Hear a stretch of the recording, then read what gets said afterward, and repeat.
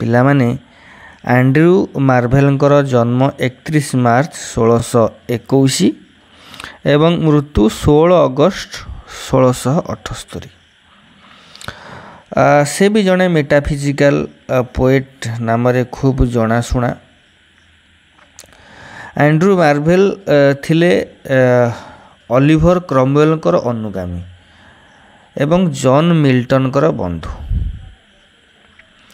କିଛି ସମୟ ପାଇଁ ସେ ଲର୍ଡ଼ ଫେୟାରଫେକ୍ସଙ୍କ କନ୍ୟାଙ୍କର ହୋମ୍ ଟିଚର ଥିଲେ, ଗୃହ ଶିକ୍ଷକ ଭାବରେ ସେ ନିଯୁକ୍ତି ଥିଲେ 1650ରୁ 1652।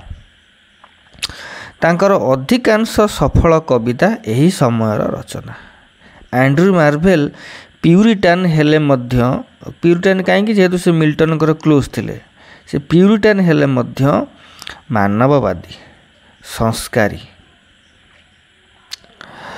ଏବଂ ସଂସାରର ସୁଖ ସ୍ୱାଚ୍ଛନ୍ଦ୍ୟ ପ୍ରତି ବୀତସ୍ପୃହ ନଥିଲେ, ସଂସାର କରୁଥିଲେ ଏବଂ ରେନେସାଁର ଯେଉଁ ମାନବବାଦୀ ଦୃଷ୍ଟିଭଙ୍ଗୀ ଏହା ମଧ୍ୟରେ ପ୍ରତିଫଳିତ।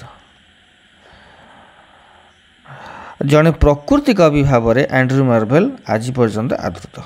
ବଗିଚା ଓ ତା ଭିତରେ ଲଟା ଗହଳି, ଫୁଲ ଓ କଢ଼ିରେ ତାଙ୍କର ପରମ ଶ୍ରଦ୍ଧା। ଏ ଦୃଷ୍ଟିରୁ ସେ ୱାର୍ଡସୱର୍ଥଙ୍କ ସୌନ୍ଦର୍ଯ୍ୟ ଦୃଷ୍ଟି, ଆଶାବାଦ ଏବଂ ଜନ୍ କିଟ୍ସଙ୍କ ଇନ୍ଦ୍ରିୟ ପ୍ରବଣତାର ଆଦ୍ୟ ଆବାହକ ବୋଲି କାହାକୁ କୁହାଯାଏ? ଆଣ୍ଡ୍ରୁ ମାର୍ଭେଲଙ୍କୁ କୁହାଯାଏ। ତଥାପି ସଯତ୍ନ ସହିତ ଉପବନ ଅପେକ୍ଷା ବଣ ଜଙ୍ଗଲ ପ୍ରତି ତାଙ୍କର ଅଧିକ ପ୍ରିୟ। ପ୍ରକୃତି କୋଳର ପଶୁ ପକ୍ଷୀ ସେହିପରି ତାଙ୍କର ବହୁତ ଆଦରଣୀୟ। ପ୍ରେମ କବିତା ରଚନା କ୍ଷେତ୍ରରେ ମଧ୍ୟ ଆଣ୍ଡ୍ରୁ ମାର୍ଭେଲ ଖୁବ୍ ସାଫଲ୍ୟ ଅର୍ଜନ କରିଛନ୍ତି। ପ୍ରେମ କବିତା ଗୁଡ଼ିକ କିନ୍ତୁ ମେଟାଫିଜିକାଲ କନସିପ୍ଟ ଉପରେ ଆଧାରିତ।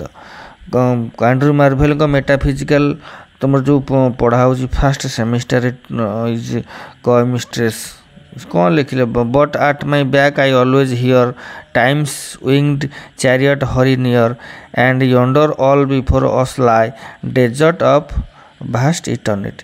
ତେଣୁ ଆଣ୍ଡ୍ରୁ ମାର୍ଭେଲ ମେଟାଫିଜିକାଲ ପୋଏଟ୍, ତଥାପି ସେ ମିଲ୍ଟନଙ୍କର ବନ୍ଧୁ, ତଥାପି ସେ ପ୍ୟୁରିଟାନ୍, କିନ୍ତୁ ତାଙ୍କର ଚାଲିଚଳନ ପ୍ରତି ସେ ଖୁବ୍ ସଚେତନ ଥିଲେ। କିଏ? Andrew Marvel. ପିଲାମାନେ ଆଜି ପାଇଁ ଏତିକି, ପୁଣି ଦେଖାହେବ ନେକ୍ସଟ କ୍ଲାସ୍ରେ। ରହୁଛି। Have a good day.